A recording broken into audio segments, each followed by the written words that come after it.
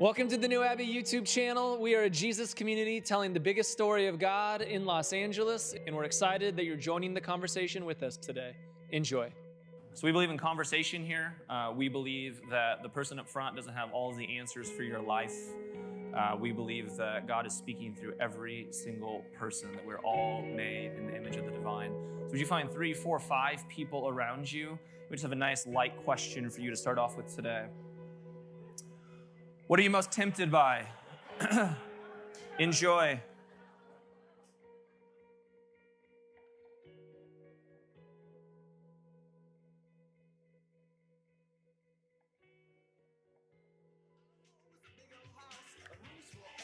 Hope your conversation time was good. We're just trying to trigger a few people there.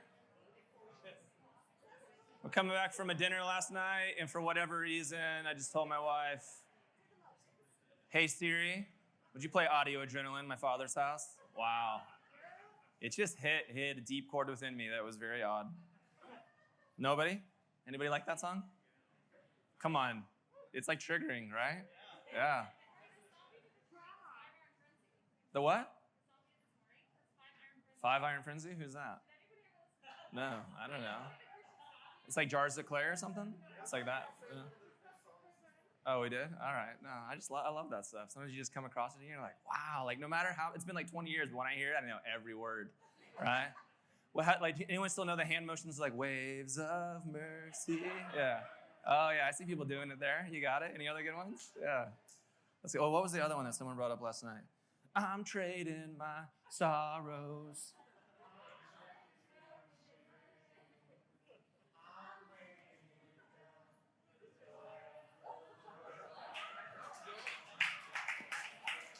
It's in you. Some of you are like, these people are weird. They are. They were evangelicals. It's a thing. Yeah, it's a scary place to be. But you're here now. There's hope. There's light at the end of the tunnel. It's going to be okay. We cope not because we're evil, not because we're bad, not because we're depraved sinners. We cope because we're just trying to care for ourselves. Coping ends up being a dysfunctional, unhealthy version of caring for ourselves, but we originally got into it, whatever it was, because we needed care as a human being. So much of the work that we're doing at New Abbey, and I talked about this last week as we're thinking about reconstructing Jesus, is the work that we need to do is to reclaim and redefine so many different definitions and terminology in our lives. And so today we're going to talk about temptation. I know you haven't been there since like high school youth group, right? No, it's not a question or a conversation on how far is too far. Relax. I want to rethink temptation in a broader sense because we still need powerful words like temptation and sin. We still need big words out there that spark an imagination for just what it means to be human. We're letting go of arbitrary lists where we're told this is in and this is out and nobody really knows why. Well, there's just a holy God and this holy God is just angered by these things and just doesn't like shellfish. I don't know. It just is a thing this God doesn't like. It's weird. So we're moving away from that, but we don't want to lose this broader understanding of just what it means to be human. And I don't mean like the human condition, there's something wrong with us. I mean, there's parts of us at times that just hurt. There's parts of us at times that are just figuring it out. There's parts of us at times that have urges and desires, and to be human is just an incredibly difficult job, and we need to redefine so much of what it means to be human. For me, I do that every day because I'm a parent. And parenting 3 kids, by the way, not having kids, just being by yourself is already so much work, right? And now you're going to be crazy enough to help manage other human beings? It's pure insanity, people. It's pure insanity. Most days, it's good, and you like somehow get to the end of the day, and you're like, this is worth it. And then there's moments in the day you're like, what did we choose? And I just mean it's difficult in the most beautiful way as everything else is. My favorite moment of my day is at the end of our day, our kids are all in one room on a triple bunk bed. and we go into the room and we go around and we tell God one thing that we're grateful for from the day. And most of the time it goes well. Sometimes we have a holdout, right, and a labor strike, and they're not saying shit because they're pissed that their brother took their brachiosaurus from them, and there's nothing to be grateful for now. Barring those moments, the rest of it is really beautiful. And at the end, after we tell God what we're grateful for, we have a little bit of a tradition about a prayer, and then Carissa sings 3 songs to the kids, and then I start at the top bunk and work my way down, and they each give me different kinds of hugs, and they each have a special way of how they either give me a kiss goodnight or something that we say, or a little whisper that I have for them that's kind of speaking to their identity and DNA as a human being, because they're all very different. But what that moment represents for me at the end of every day is that at the core of who we are as human beings is that we're made in the image of God. And regardless of the difficulties or problems that perhaps happen that day, it's that moment where my children remind me that we are made in the image of God, that they remind me that our world is built on goodness, not sin. Our world is built on beauty and wonder, not depravity. And for so many of us, we need to rewire the narratives that we were given in the church. Narratives that told us that human beings are inherently sinful, are inherently bad. Be like, well, I don't know, Corey, I've heard about original sin, and there's the first 3 chapters in the Bible, and there's a magical snake and a magical tree, and they're talking to some things, and Adam and Eve, and before the dinosaurs and an ark. No. These are mythological stories, and when I say myth, I mean myth is a powerful tool. Myth conveys truth. Those early stories in Genesis are trying to tell us about what it means to be human. They're trying to tell the people of God a broader story about what it means to be human. And those stories are initially rooted in the goodness of the world. And it's not about some people who couldn't resist eating an apple. It's a narrative that we're given the opportunity to live into the goodness, and it's because of the goodness that we even desire sometimes too much. And so we're going to talk about temptation in a different way today, and we're going to talk about temptation as our teacher. And in order to do that, we've got to talk about some things. So we're going to talk about a better starting point. And if we can talk about a better starting point, then we can get into a bigger liberation that God has for us. And if we can do that, the devil. Yeah, we're going to do that one on a Sunday morning. Maybe been a while for you. Some of you are charismatic. You talk about the devil every day. I get it. The devil did this. Temptation, and if we can do temptation, then we can talk about teachers, and if we can talk about teachers, then we can just talk about our basic needs. If we'll be honest about our basic needs, then we can talk about halt, and if we can talk about halt, then we can get deeper into the sin of certitude. And if we can realize how certitude is something that has damaged us in the church and doesn't leave room for faith and exploration and growth, then we can move into a little bit of deconstruction, and then we can talk about what it means to be powerful or to empower in our lives. So follow along with me in Matthew chapter 3, moving into Matthew chapter 4. We kind of ended here last week. We're talking about the baptism of Jesus and just a different way of life. At the end of baptism of Jesus, it goes like this. As soon as Jesus was baptized, he went up out of the water, and at that moment, heaven was opened, and he saw the Spirit of God descending like a dove and lighting on him. And a voice from heaven said, "This is my Son, whom I love. With him I am well pleased." I just want to pause there a moment. It's so very important that we recognize what is happening in the life of Jesus before we move on. This is the starting point of Jesus' life. If Jesus is the incarnate one, the one who shows us fully who God is and fully what it means to be human, then we need to look at the starting point of Jesus' life and say, if it's true about Jesus, then it's true about me. So the starting point for Jesus' life is God speaking over him and saying, "You are my child." If you remember from last week, this was a big shift for Judaism, where you could be a friend of God, but no one had been the son of God. So you had a deeper relationship, a deeper connectivity to who God was. So you are my child, and you are loved, and I'm actually pleased with you. This is the starting point that we live into. If we don't live into this starting point, we will spend the rest of our lives proving to ourselves and others that we are worthy. That's what we will do. And so we need to begin with this deeply rooted narrative that within our DNA, the very existence and being of what it means to be human, we are made in the image of the divine. Now, here's why I say that, and I push on this so many times. For so many of us in this room, the starting point began with a problem. You are depraved. You are inherently bad. The idea of original sin comes from Augustine of Hippo. Augustine originally talks about original sin not as this idea that sin is within all of us and that we're inherently bad. Augustine is more talking about the reality of imperfection in our life, and imperfection is what it means to be human. It's a very different narrative. But the church over the years has taken on sin in a different way and said, no, this is your starting point, that you are flawed from day one. I remember being at a park with my kids, and we were with some family members. And my kids were just, being some kids, and a couple of them were losing their shit. And a family member looks over to me and says, just a reminder, Corey, that they're depraved. Okay. Well, they're not going to spend the night at your house. And that's built into so many people, that the narrative that we're telling people is that there's something wrong with you. And so Jesus comes on a rescue mission to correct the thing that's wrong with you. Again, the good news, the real good news of the church, again, this was the good news of the church for the first 1,000 years of the church.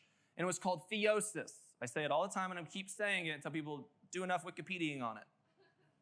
Is that theosis is the reality that, no, you are made in the image of God, and the work of Jesus through incarnation is to move you into the likeness of God.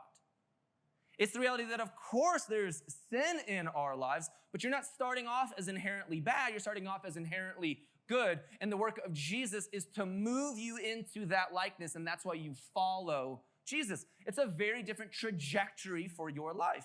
You're like, Corey, I've never heard that before. Are you saying some type of heresy? I am not. You can go read Eastern Orthodox doctrine, which is some of the oldest doctrine in the church in theosis, and have a broader understanding of where the church began. It's much later in Western Christianity that we moved into these doctrines of sin that depraved human beings, right? It's people like Calvin, it's people like Luther who gave us ideas that we are no more valuable than horse shit, is literally what Luther says. And then that's stuck in consciousness, and that's even part of the way that America has built itself. We're constantly trying to prove ourselves through our work ethic, because whatever we do is not good enough, right? This theology and sociology, it weaves its way together, but there's a broader, bigger story of good news. And so our starting point is everything for how we understand ourselves and what it means to be human, and how we understand God. If you're living your life to prove yourself to God, because God somehow is unsatisfied with you, it creates a very unhealthy relationship with God. Versus a God who every night, regardless of how the day went, crawls up into your bed and looks you in the face and makes sure that you know that you are loved. That's a different God. Versus a God is punitive and punishes you because you weren't figuring it out. Of course you're not figuring it out. You're the finite one.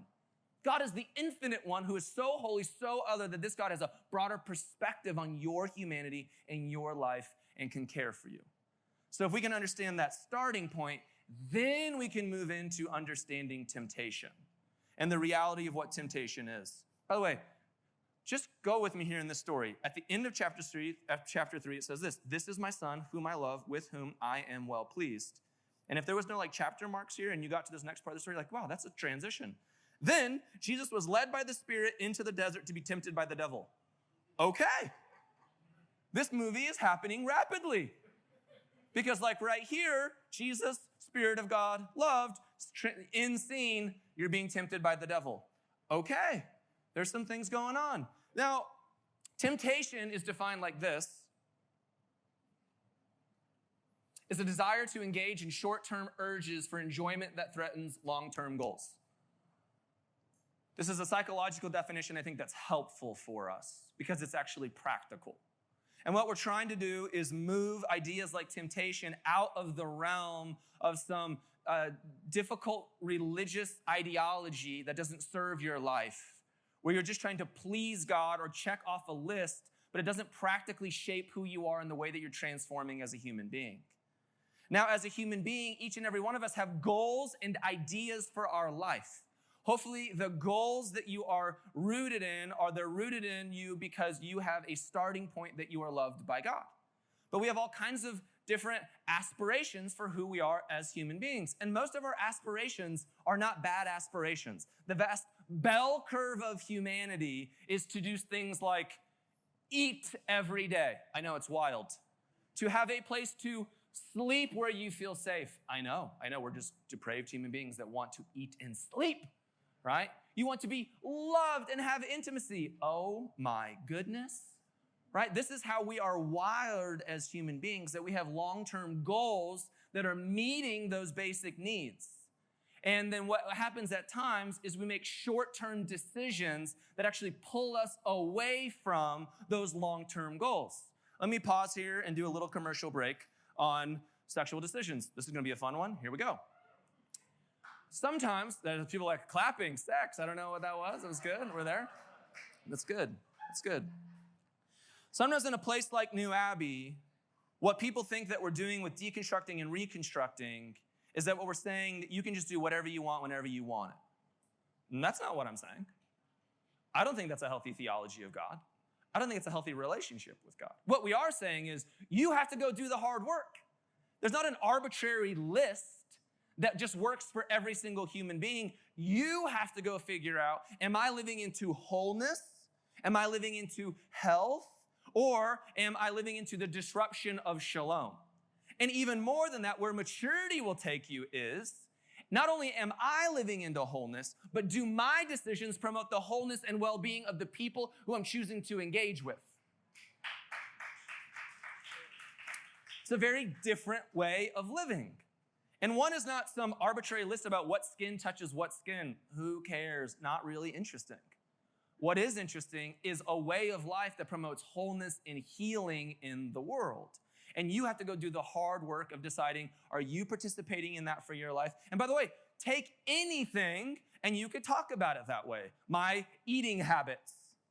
Am I living in such a way that it promotes wholeness for me and wholeness for the rest of the world? Because we just have too much information now, right? I know that if I eat certain types of red meats in the world, that it's producing a certain type of carbon imprint, and we're treating cows in a certain sort of way, and how this affects lower economic groups and other countries. You get the point here. But the point is not just having the information and deconstructing it. The point is knowing the information, living into a wholeness, and reconstructing a practical way of life that not only works for you and for other people. And guess what? That is an imperfect process that we must be gracious to ourselves and to other human beings for. And it takes time. Sometimes things like substances, right, which Josh was just so beautifully shared with us before, we step into things like substances, and sometimes a drink for me is different than a drink for you. But I'm aware of how a drink for me might impact a drink for you. We live in a world where all kinds of substances we're realizing, like psilocybin. I'm not going to get into that commercial break right now. That's a whole other thing. There's a lot of people, though, that are realizing that it's opening up or even creating healing in their life. But maybe that doesn't work for everybody. The point is that we're growing in a broader understanding of what wholeness and what health is. And so what we think about temptation is incredibly important, because temptation is still a reality for us. Temptation is still something that comes into our lives, and it is an urge in the short term that prevents us from the long-term goal.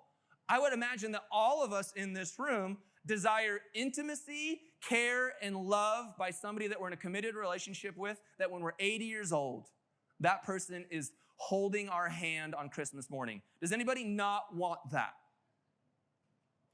Okay, yeah, that would be my assumption. But sometimes we trade short-term urges that get in the way of the real intimacy that we desire.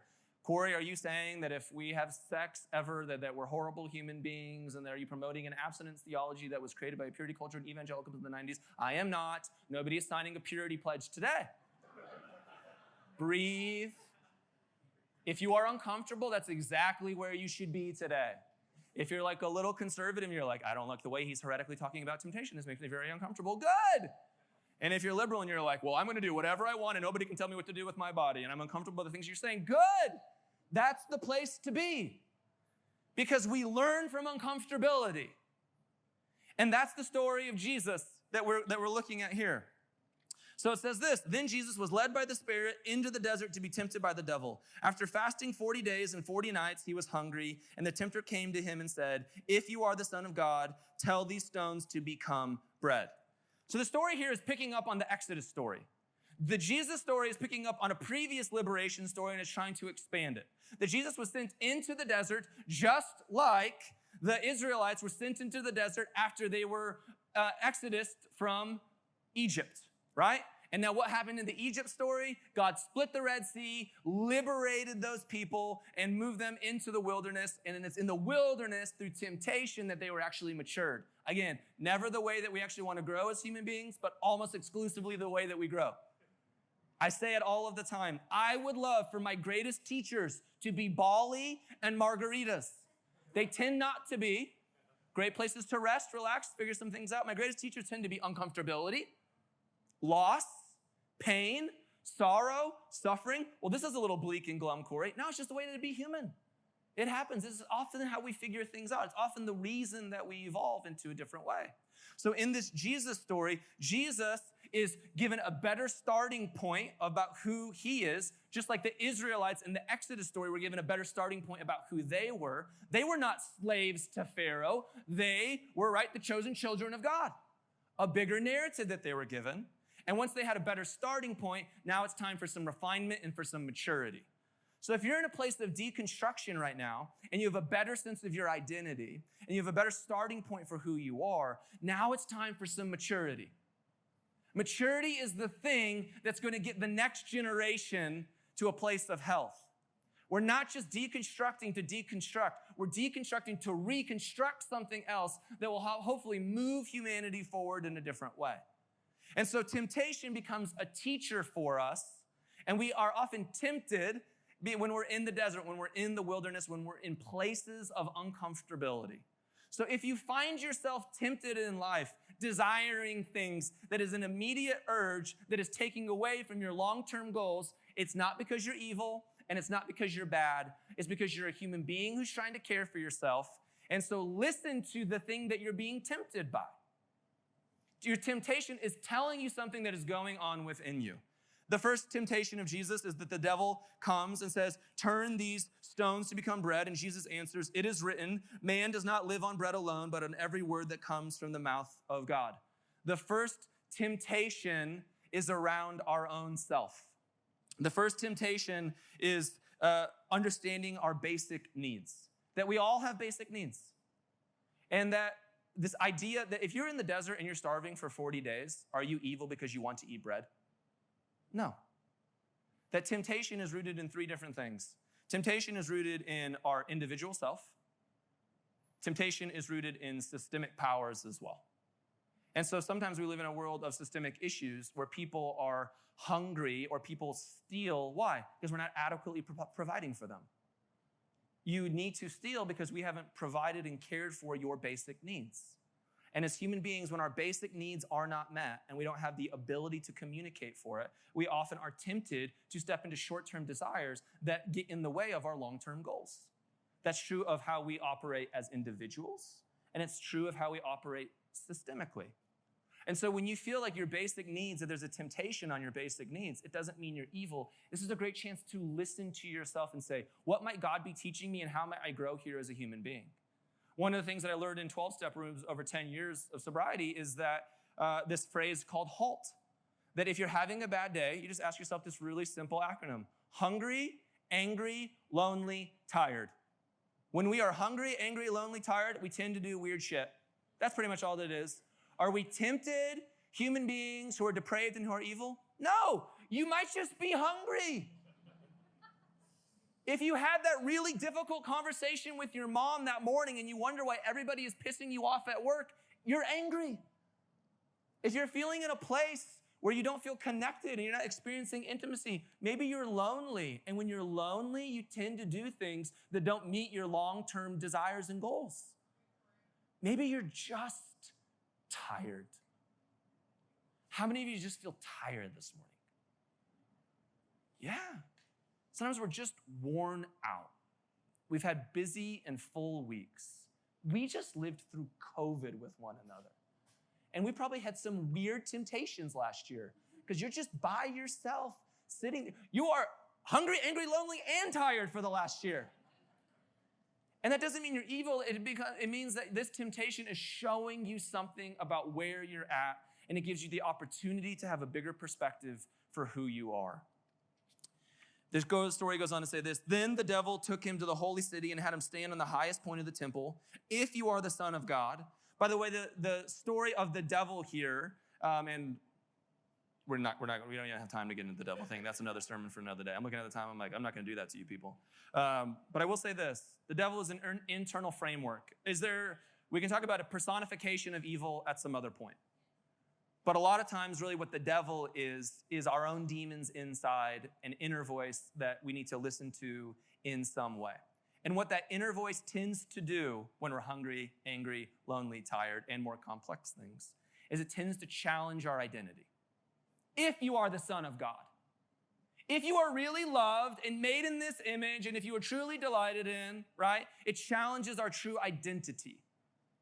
And so when you feel like your true identity is being challenged, it's a good opportunity to also listen. And the story goes on, if you are the Son of God, throw yourself down, for it is written, he will command his angels concerning you, and they will lift you up in their hands so that you will not strike your foot against a stone. For me, this is the sin of certitude. What is being offered here is you so think that you have God figured out that you're going to tell God what to do. Why so many people, why millions of people around this country are deconstructing is because there was an evangelical framework, and I am critiquing the evangelical church right now. Some people are like, I don't know, I don't feel like we should always be critiquing things like this. No, there is a critique that I have for the evangelical church, that it lived into the sin of certitude, that it believed that it had all of the right answers. And if you didn't listen to those specific right answers, then something was wrong with you. And the truth about those right answers was not because evangelicalism had the best theology. By far, it did not. The reason that evangelicalism felt so pompous to speak to the fact that they had all of the right answers, and we created a framework around those right answers. We gave pastors the authority to really hurt people's lives with those right answers, is because we're the most powerful country in the world, and we have a lot of money. And so we believe and look at ourselves sometimes as heroes because of that, even in the ways that we evangelize the rest of the world and sent missionaries to the rest of the world. We had power, and because of our power, we put an equal sign to certitude. Well, of course, this is what God wants. Look at us. And in that, and in those frameworks, we hurt a lot of people. And we tended to hurt a lot of people who were marginalized, who had different sexual orientations, who had different color skins, right? This is because the evangelical church tended to be predominantly white. And the power structure of it and where the money came from was predominantly white. And certitude is something that will destroy us. So this is not just an opportunity to speak down against evangelicalism and the certitude that was destructive to a lot of people's lives, including my own and many of you in this room for 30, 40, 50 years. This is this opportunity. If you were hurt by that certitude, don't go now and become the person who's so certain that everything you believe is correct. Have some humility and empathy and listen well. And every day we have these conversations with one another. We practice in here listening to other people's stories, because the one thing that we're learning in this world is that the human experience is incredibly vast and beautiful. And sometimes I hear the human experience and I see good and beauty in somebody else's story that's completely different than my own. And instead of living in a world where I call that narrative evil or bad, I now get to live in a world where I see the beauty in that narrative, and that allows me to live as a human being in a different way. And if I can honor that narrative, then I can honor my own narrative in a different way. And it's stepping outside of that temptation to always think that I'm right that brings healing to the world. So if we can see temptation as a teacher for our basic needs, that if we're just hungry, angry, lonely, tired, maybe the temptation in our life is just trying to teach us something about who we are. And if we can see temptation as something that is a moment of certitude where we believe that we're correct, then we can practice humility and empathy and listening. And I believe that temptation in not succumbing to it is an opportunity for growth and for healing and for maturity. And then the final temptation of Jesus goes like this. Again, the devil took him to a very high mountain and showed him all the kingdoms of the world and their splendor. And all this I will give you, he said, if you bow down and worship me. And Jesus said to him, away from me, Satan, for it is written, worship the Lord your God and serve him only. And then the devil left him, and angels came and attended him. So much of the work of deconstruction that is being done right now, the reason why you have an endless amount of Instagram accounts that are doing this, right, is that power was misused. Power is something that we as human beings love to collect. Power is something that we love to have. Power in and of itself is not evil. Power can be used in evil ways.